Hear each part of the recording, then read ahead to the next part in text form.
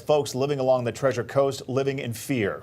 CBS 12's Treasure Coast reporter Aaron McPherson is live in Stewart with reaction from residents tonight. And Aaron, they must be beside themselves. Yes, Liz, everybody is very emotional about this. Now, we decided to wear masks today because the wind has been picking up and we can actually see that algae in the water here. And I talked with several people in the community, some who were too busy to go on camera. They say this algae is too much of a concern. They're actually packing up their family. They do not want their young children exposed to this, but others are taking the risk. Jen Hicks lives on the water in Martin County.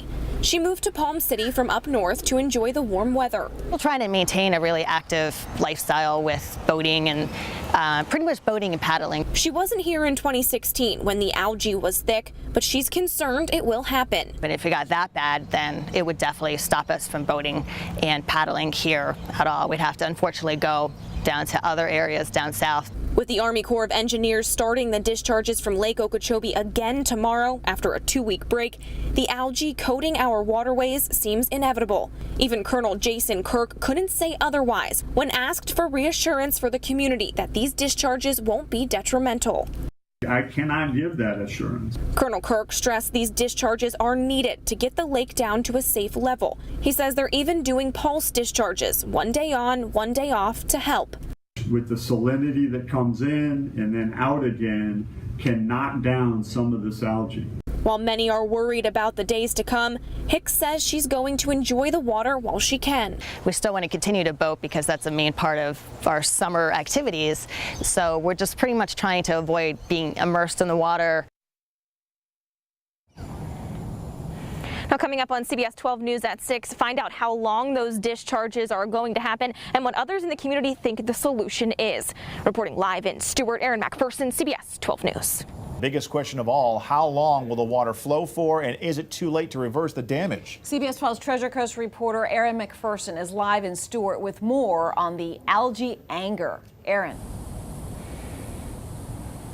Liz, John, well, many people I talked with in the community tell me they knew these discharges were inevitable. And we can actually see some of this algae in the water, and these community members tell me they're just holding their breath, waiting for it to get even worse. Bright green algae pouring through the St. Lucie Lock and Dam. And the discharges from Lake Okeechobee haven't even started yet. I think it's disgusting. Scott Worthington is one Stewart man who's sick of the algae and sick of what it's doing to his community. I'm sad that we're going to lose everything beautiful out here. Now, with the discharges from Lake O starting tomorrow, it's only expected to get worse. The Army Corps of Engineers made the announcement today, but instead of 14 days straight of discharges, they're doing pulse discharges. You know, a day on, a day off, we're still then getting a benefit of water off the lake, but try it in a pulsing mode and we'll let the salt water intermix. Colonel Jason Kirk stressed the lake level is the 3rd highest it's been in 11 years, and it's a danger to the surrounding community. While he can't give any reassurance to the communities being impacted by the algae, he is reassuring you one thing. Is that we are looking for every location to put water other than the estuaries. That's the bottom line.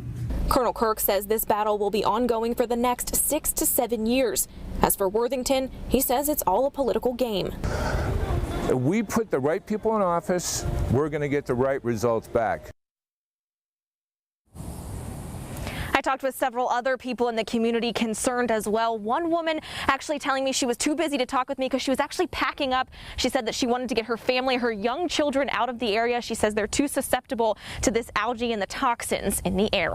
Reporting live in Stewart, Aaron McPherson, CBS 12 News.